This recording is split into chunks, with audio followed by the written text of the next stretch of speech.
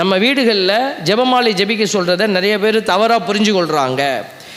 என்னமோ நினச்சிக்கிறாங்க இது நம்ம மாதாமாவுக்கு ஜெபிக்கிற ஜெபம். அவங்களுக்கு என்ன ஜெபம் வேண்டி கிடக்கு? அவங்களுக்கு ஜெபம் அவங்களுக்கு தேவையில்லை. அவங்க எல்லாத்தையும் தாண்டி போய் ஜெயிச்சிட்டாங்க, பாஸ் ஆகிட்டாங்க. இப்போ நமக்கு தான் ஜெபம். இப்போ இந்த ஜெபத்தை நம்ம மாதாம்மா கிட்ட ஜெபிக்கிறோமான்னா இல்லை.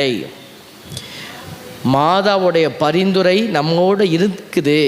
இப்போது இதை பாருங்கள், எங்கே இருவர் மூவர் என் நாமத்தில் கூடி ஜெபிக்கிறீங்களோ, இப்போ நான் தனியாக போய் ஜெபமாலை எடுக்கிறேன், தனியாக ஜெபிக்க போகிறேன்.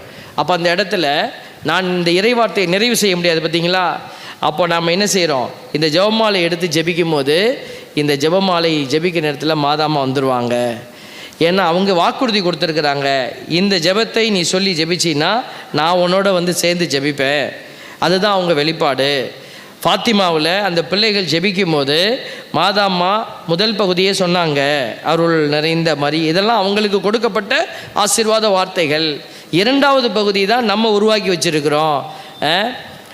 என்ன படிச்சிருக்கிறோம்? தூய மரியே, புனித மரியே, இறைவனின் தாயே, பாவிகளாக இருக்கு. அது நம்ம மாதாம்மாட்ட கெஞ்சி கேட்குறது, எங்களுக்காக மன்றாடுங்கன்னு. இப்போ இந்த ஜெபத்தை நாம் மரியாள் அன்னையோடு சேர்ந்து நம்ம ஜெபிக்கிறத நிறைவு செய்ய அம்மா வந்துடுவாங்க. அதனால தான் நீங்கள் ஒரு வீட்டுக்குள்ளே ஜெபமாலை பக்தியோடு ஜெபிக்கப்படுகிற போது அங்கே தாய் மரியாள் அந்த இடத்துல இருப்பாங்க. Praise the Lord.